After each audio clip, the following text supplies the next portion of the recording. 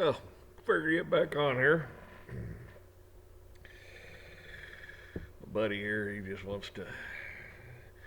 He's clingy. He wants to be petted. Yes, he does. Yep. I know, that's what you want to hear. You want a video of me petting the dog. Come on up here. Come on, come on, come on, come on, come on. There we go. Come on. Let him know that. He thinks he's a lap dog. There he is, right here. That's him. Yeah, see. So, this here is. He just thinks he's a lap dog. Isn't that right, boy? Yeah, I know. You're a good boy. Yeah, you're a good boy. I know. Now, you can climb down. Are you gonna just sit there? All right. This goes out to you men. You know, you're the protector. That's what you are. You're a protector. You protect your family. You protect your wife, your children. That's what you do in life. You protect everybody.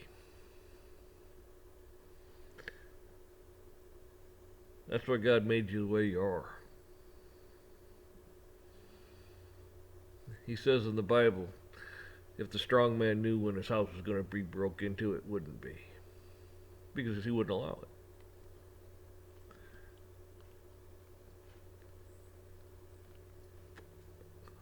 Men are to protect their families at all costs, even if it costs them their life. They're there to protect their family. They're not cowards. And I don't care who we're talking about. Anyone comes at you and your family, you have every single right to protect it at all costs, even if it costs you your life. Your house is on fire. Your family's in there. People are trying to hold you back because you're going to die going to that house. You're like, that's my job. Yeah, I may die, but if I don't go in there and try, guess what? I got to live with that the rest of my life. And I don't want to live like that. I'd rather die trying, knowing I tried to save my family.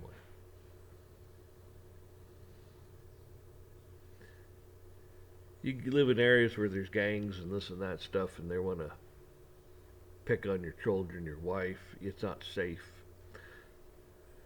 You put yourself between the family and them. Police don't want to help. The law doesn't want to step in and help.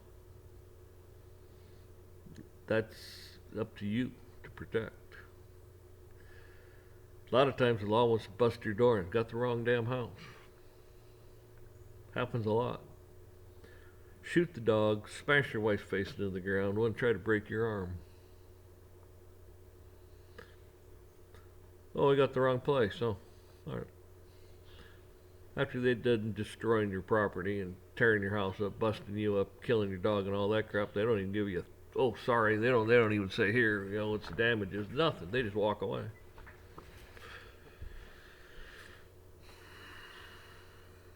You're the king of your castle. You are the army. You are the last stop. That's it. You put yourself between your family and the threat. Walking outside through a parking lot, you keep watching, you keep looking around. Keep eye on things. When you're in a place, shopping, same thing. Restaurant, doesn't matter. You keep your eyes open, you keep them peeled. You're looking for that threat. You don't know when it's coming or if it's coming or anything, and hopefully it doesn't. Hopefully we have enough civilized people still out there. You have a duty to your family. That's what God built you. That's what God made you. Besides other things.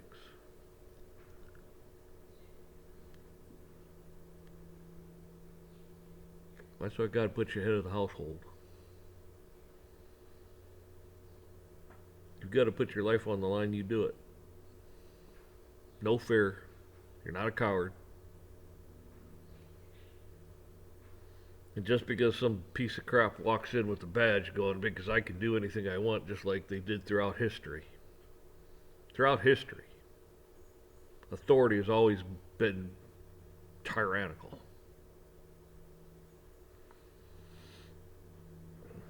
Because they're brainwashed with Satan. No man has a right to bust your door in. No man has the right to tell another man how to live his life. If you want to dig a cave in the side of a hill and go live in it, that's your right to do so.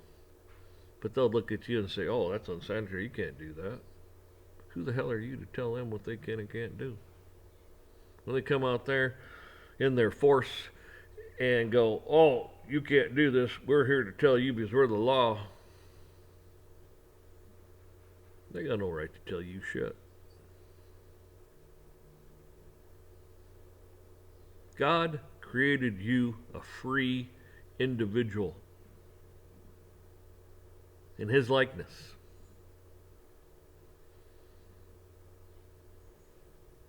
Who are they? They claim the right, that they have the right. That's all it comes down to. Somebody just claimed the right that they have the right. You didn't give it to them. They claimed it. They took it. Like a tyrant does.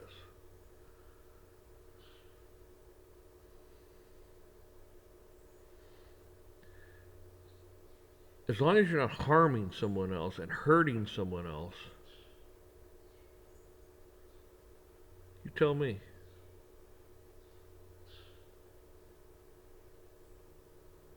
You're free to do what you want.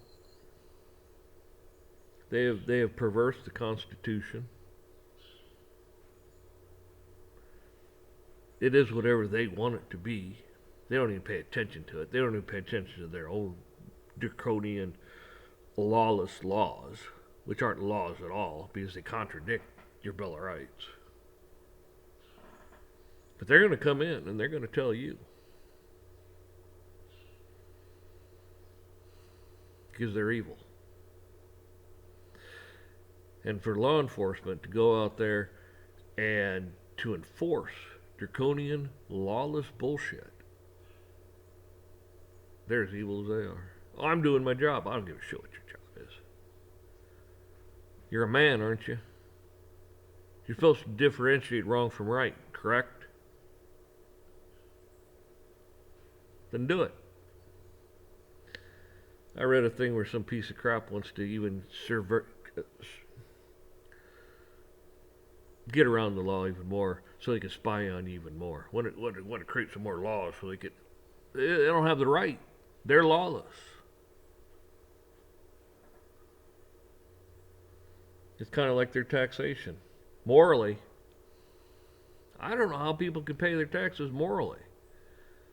They give money to abortion clinics. Your money's killing innocent little babies. Beautiful. Don't even get me started on that. I should get myself started on that. I mean, you should have a strong military, but that's just like owning a weapon. You own it to protect yourself, and by God, I don't ever have to want to use it. It's just like your military. You don't ever have to want to use it. You want to talk from a position of strength, so you don't have to use it. You don't want to have to do things like that. Sometimes, man, you're backed into a corner. They don't leave you any choice.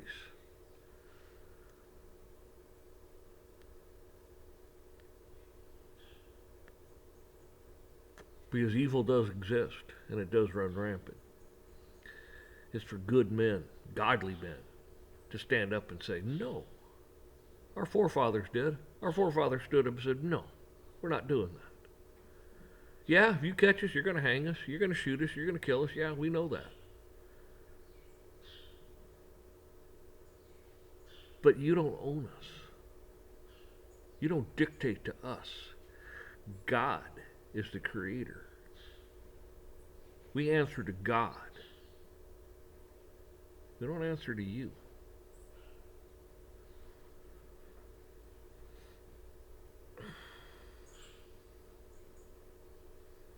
That's what I keep saying.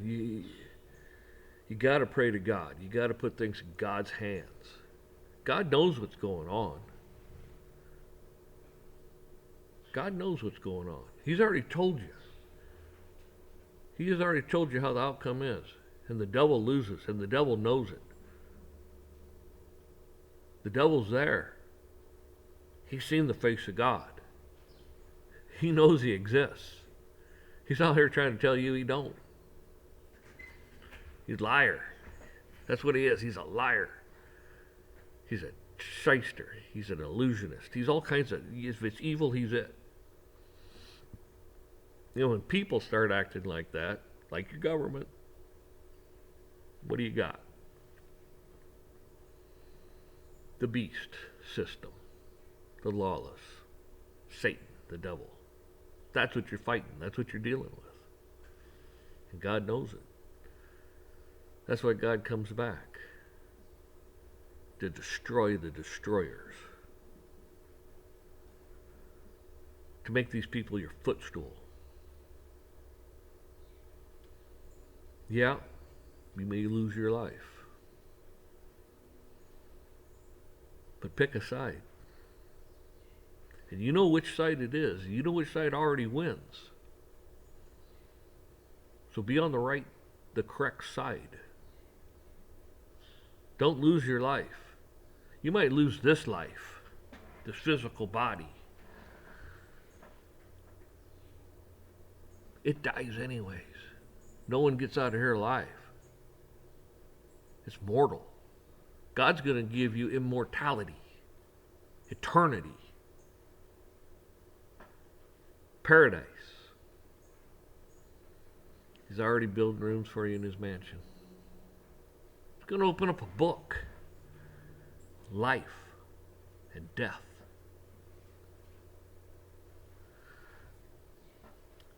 I can't quote it for sure, but I know the verse. It's Revelations 20. I believe it's 12. Go read it.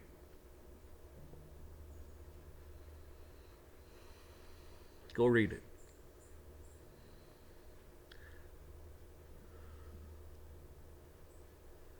That's really the message I have. And that's all I'm trying to convey. Evil's out there. It's running rampant and it's getting worse. It's for you men to stand up. If you're an older guy, even if you're a younger guy, you're not in that good of shape, start getting in shape.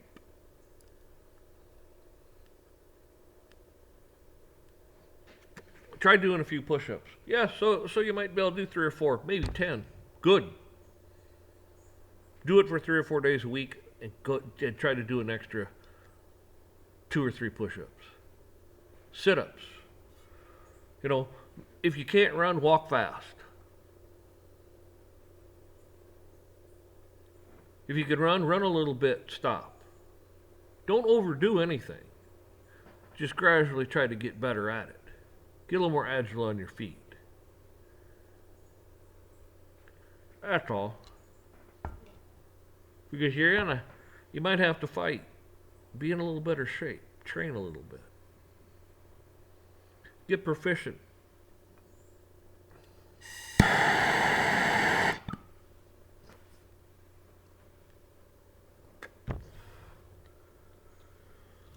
All I'm saying is, give yourself a fighting chance. And women, you should do the same. Get proficient.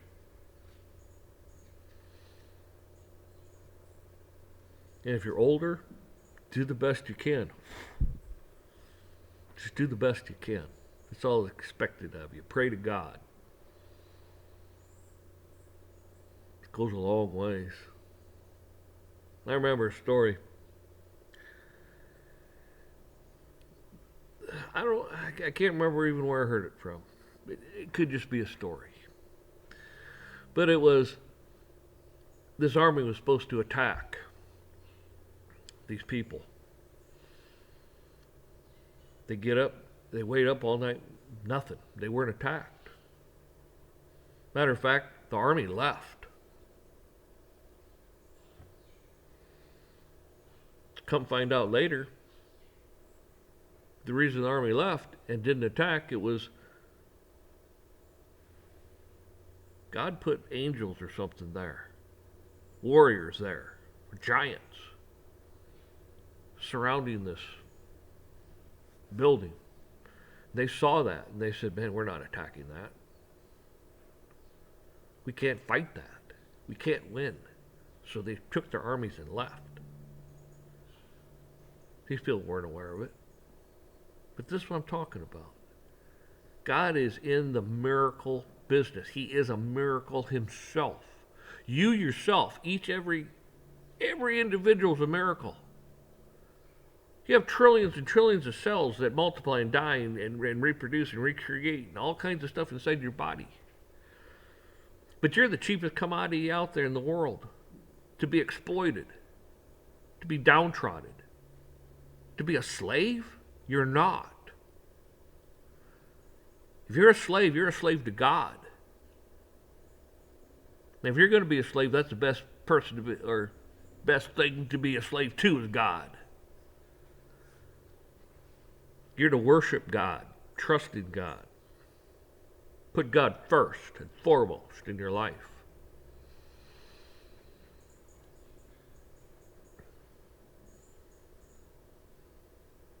So, that's my message. I mean, I could go on, but you understand what I'm saying. You understand where I'm coming from. No one gets out here alive and trust in God.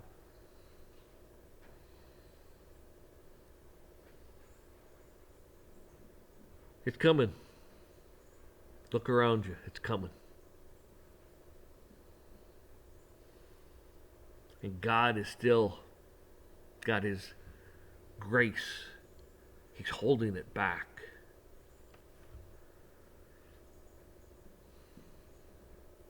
Take advantage of that. I know there's a lot of people out there, their families don't, like, yeah, you're crazy, you're a kook. Yeah. Okay. You've tried. You've done what you could. I know you go to work and you're not supposed to talk of these things because they're evil too. But there's a lot of people that, it's like, yeah, I've sensed there's something wrong for a long time. I just couldn't put my finger on it. If you get one person that you've talked to that repents and accepts Christ as his Savior, man, you've done something. You gave that person, not you personally didn't give them eternal life, Jesus did, but you led them you led them to the path of life. You led them there. That's something to be proud of. Your works. Especially children. Raise your children godly in a Christian way.